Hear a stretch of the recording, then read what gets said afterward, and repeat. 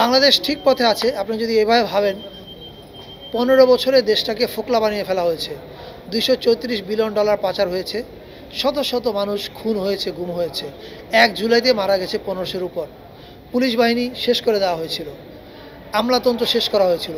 এই যে এই ধ্বংসযজ্ঞ থেকে দেশটাকে যে আবার একটা মানে রেল গাড়িটাকে যে আবার রেল লাইনে তুলে সামনে রওনা দেওয়া গেছে মাত্র 3 মাসে, এটা আমি মনে করি একটা অ্যামেজিং সাকসেস।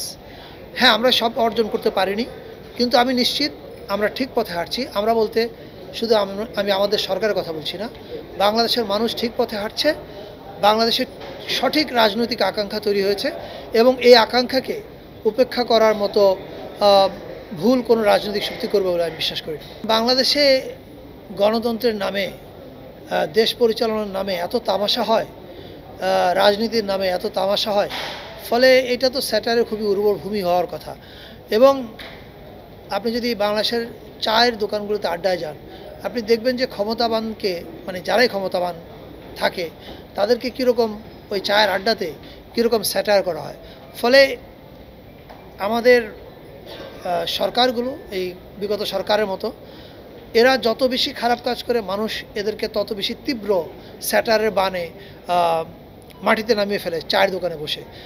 এই কারণে আমি বলেছি যে স্যাটারের জন্য, পলিটিক্যাল স্যাটারের জন্য বাংলাদেশ উর্বর ভূমি। না, 9টা 5টা না তো, 9টা 5টা না তো, না আমার অফিস তো 9টা 5টা না, আমার অফিস সকাল 7টা থেকে রাত 2টা পর্যন্ত। মানে যখন আমি অফিসে নাই তখনও কাজ চলছে।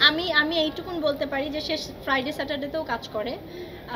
যখন একটা মানুষ তার জবটাকে পছন্দ করে, ভালোবাসে এবং সে দেশের জন্য কিছু করতে চায়, তখন আসলে 9টা 5টা অফিস নাকি শুক্র শনিবার এটা আসলে মাথায় থাকে না। সো আলহামদুলিল্লাহ, he is enjoying his job and try to do something for people. আর হ্যাঁ, আমি দিয়ে দিই, বাসা থেকে খাবার দিয়ে দিই। চেয়ার আমাকে বদলে দিয়েছে কিনা এটার উত্তর দিতে পারবে আমার মন্ত্রণালয়, আমার কলিগরা বা আমার সঙ্গে যারা দেখা করতে যায় তারা। এটার উত্তর আমি না দিয়ে আমার মনে হয় তারা দিলেই বেস্ট হবে। এক্ষেত্রে আমি মোস্তফা সরোয়ার ফারুকীকে বাহবা দেই, কারণ সে সাহসিকতার সাথে এটা বানাতে পেরেছে বলেই হয়তো বা সাহসিকতার সাথে আমি তার সাথে পাশে থাকতে পেরেছি। সো আর এটার সুন্দর প্রশ্ন, এই প্রশ্নের সুন্দর উত্তর আসলে সেই দিতে পারবে, আমি না দেই। কি প্রশ্নটা? এই সময় এই কাজ কিভাবে সাহস জুগালে? ফিল্ম মেকারের তো আসলে সাহস ছাড়া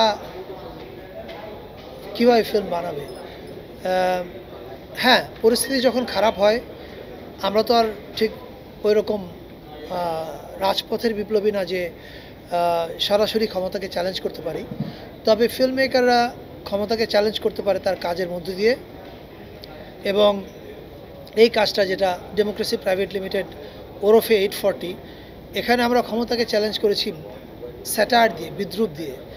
আর বিদ্রুপ তো আপনারা জানেন যে অসীম ক্ষমতাবান যখন স্বৈর শাসক থাকে তাকে টেক ডাউন করার সবচেয়ে বড় অস্ত্র হচ্ছে বিদ্রুপ। সেটা আমরা ব্যবহার করেছি। এখন এটা সত্য কথা যে শুটিং করার সময় প্রতিদিন রাতে ভাবতাম আজকে না বুঝে ফেলে ওরা, আজকে না বুঝে ফেলে আমি কি শ্যুট করছি, কেন করছি।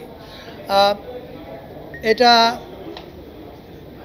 ফ্যাসিস্ট হাসিনা ক্ষমতায় থাকলে রিলিজ হতো কি না এই প্রশ্নের উত্তরে আমি নিশ্চিত রিলিজ হতো না, কারণ শনিবার বিকেল নিয়ে আমরা দেখেছি কি হয়েছে।